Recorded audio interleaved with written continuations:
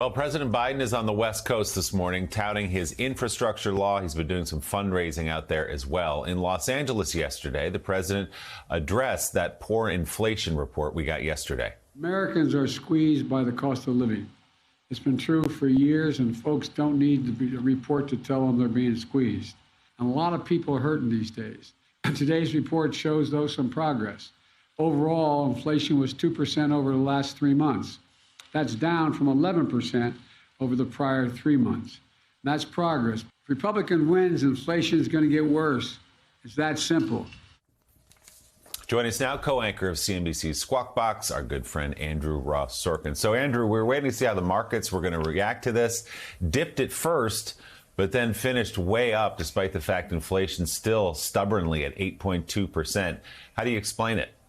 Oh, boy. It was a whipsaw of a situation. And to be honest, it's hard to explain. I think going into that, you heard that number. It was hotter than people thought. And immediately when you say, OK, there's more inflation than we thought, that makes you think, well, the Federal Reserve, Jay Powell, is going to continue to raise interest rates. That's going to put pressure on the stock market and continue to put pressure across the entire economy.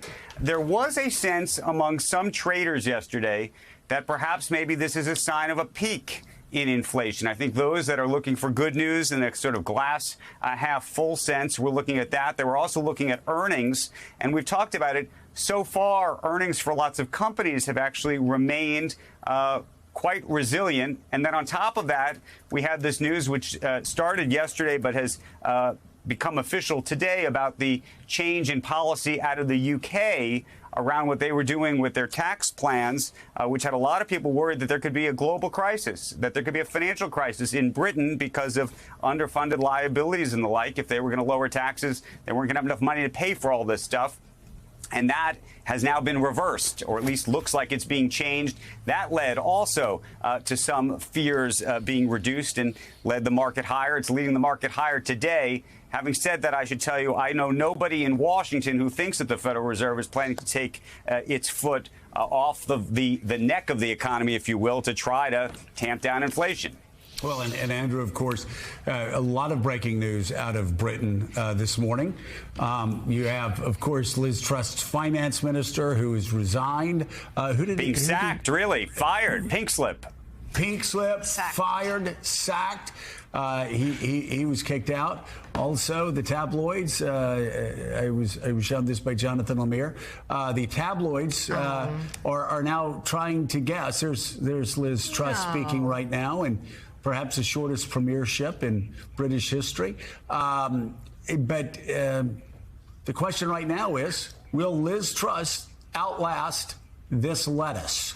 And you see actually Liz Truss, a picture of her, and a head of lettuce. And the question is, how long is she going to be able to survive this chaos? You know, she was trying to be Maggie Thatcher, but it's 2022. It's not 1979. And she's trying to actually implement an even more aggressive version of Thatcherism. It's more like Reaganism. But again, America in 1981 could absorb those sort of deficits. Great Britain today just can't, can they? It's hard to think they can. And when you think about sort of the things that you might do if you're conservative in a sort of supply side-ish way, in terms of trying to lower the costs of things, in a moment of inflation, oddly enough, it can do the opposite, which is why you saw the pound fall and why you saw costs in that country rise. Became almost impossible for lots of people to even get mortgages. So, you know, right now, I think there's a moment of credibility for the UK that's at stake. Whether she remains in that post or somebody else comes in, I think it's too early to tell. But from an economic perspective, the sort of supply side thoughts that have worked in certain cases, and I know there's debates about whether they've worked, but to the extent that they have historically, might not work in this instance, in this moment. Yeah, well, I believe they have in certain instances.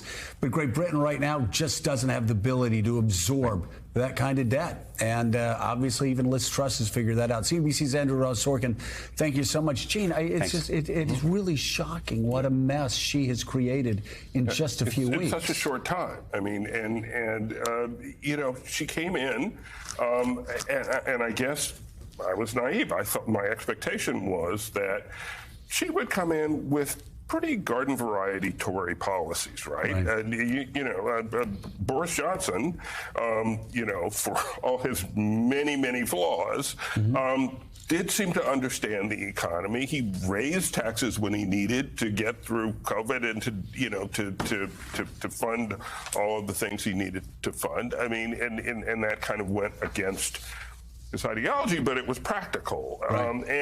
And so I think it was just a shock to see the Conservative Party in Britain behaving in a way that was so irrational and so sudden. It's like overnight we're doing this radically different economic theory, and to expect, in one of the most important economies in the world, and you just saw the result, the pound, plunging, and all this concern about British debt and would they be able to service it, and it was just an absolute mess. It's still a mess. It's still volatile, and she's going to either right the ship or they're going to have to get somebody else in to steer. I mean, that's just the way it is. All right.